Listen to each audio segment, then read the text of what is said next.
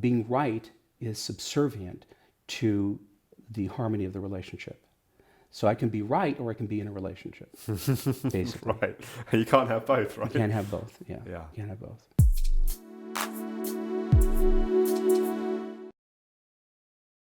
Welcome to this week's Mindful Monday. And this week we have an excerpt from an interview with Stan Tatkin.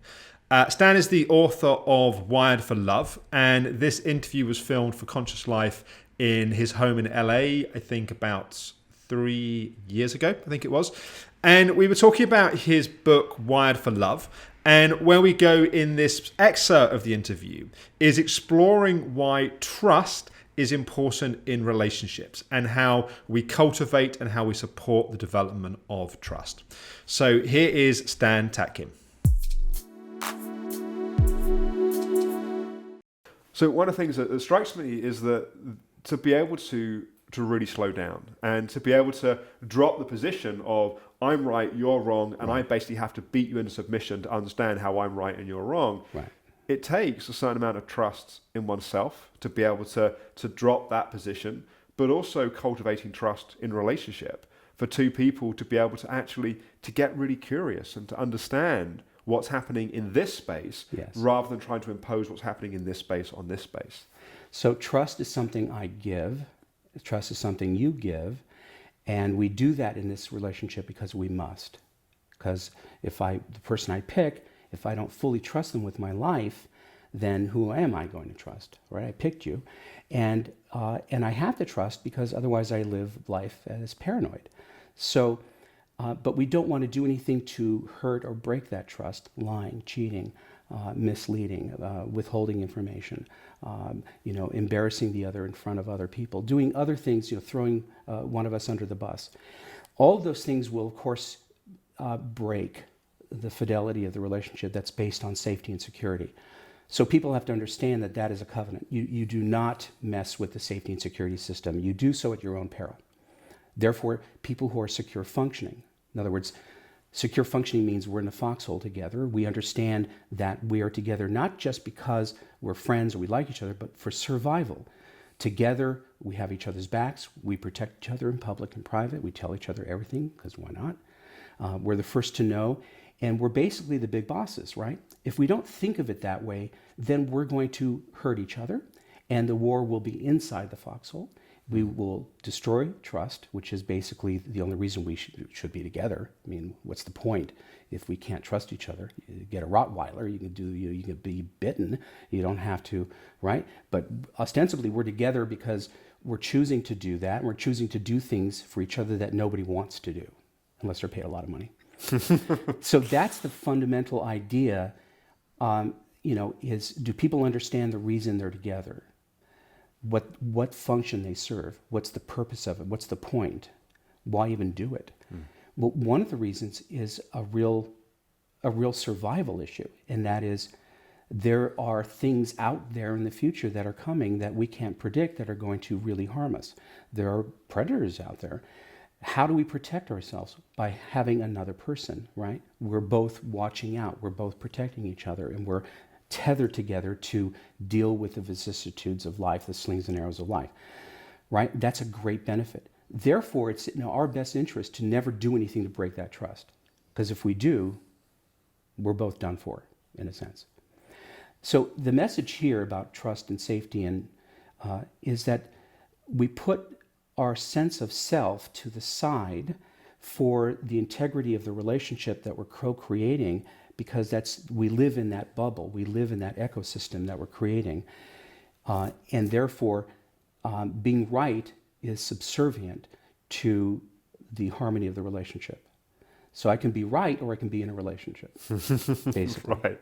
You can't have both, right? You can't have both, yeah. Yeah. You can't have both, right. And I think it strikes me that that's a conscious choice. We have to recognize, do you want to be right or do you want to be happy, I guess? This is all a conscious choice. Yeah, which leads me to just kind of coming to the end of this, coming to this conversation about this, what's the potential? Like, if a couple are slowing down, checking out what's really happening, seeing the place where they're familiar, but also the place they're making assumptions, Yes. false false. I forget the term. False attribution. False attribution. Thank Right. you. What's the potential for a relationship when it's nurtured in this way? It's like nothing else. I mean, we have so many examples of young and old people from all different walks of life, many of whom have mental illness.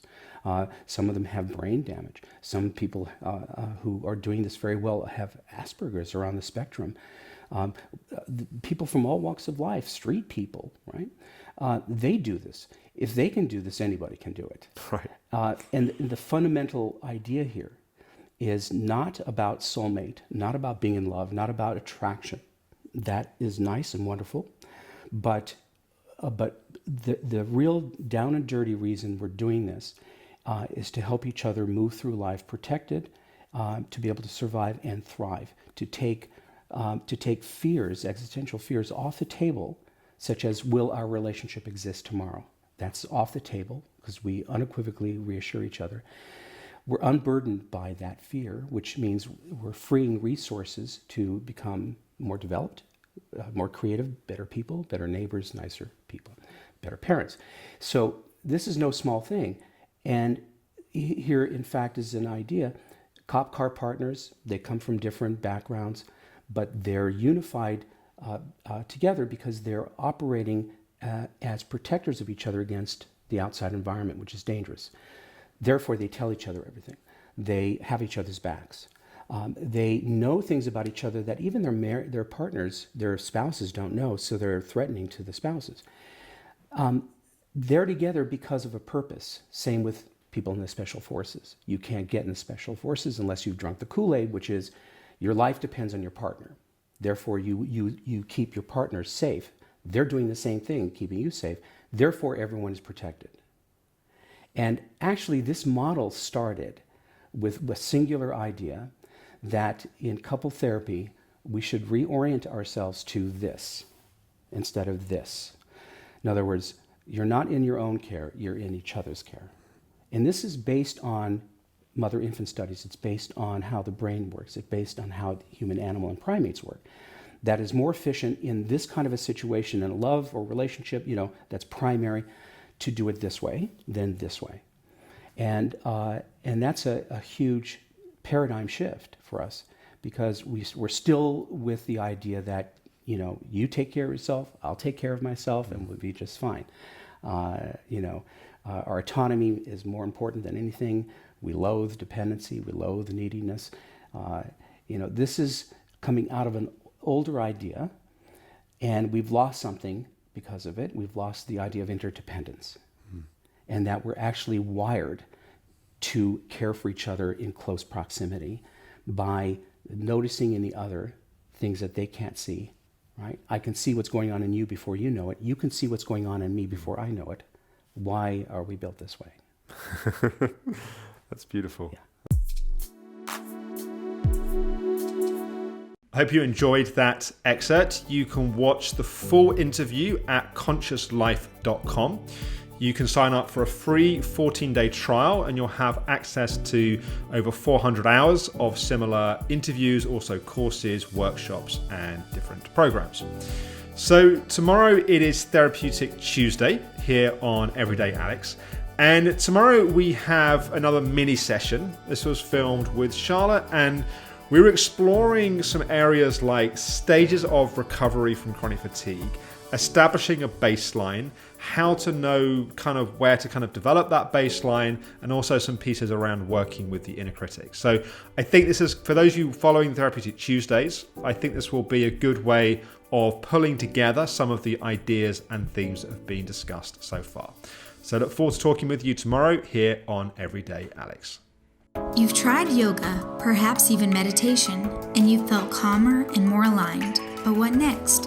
In the hustle of today's fast-paced flow, how do you live a more conscious life? Our mission is to give you the tools and support you need to live a happier, deeper, and more conscious life. We have over 200 courses and more than 150 of the world's leading teachers available to you right now. It's like going on a retreat from the comfort of your own home, whenever you want, whenever you need it. With our 14-day free trial, you can get started now and discover what's possible for your inner life.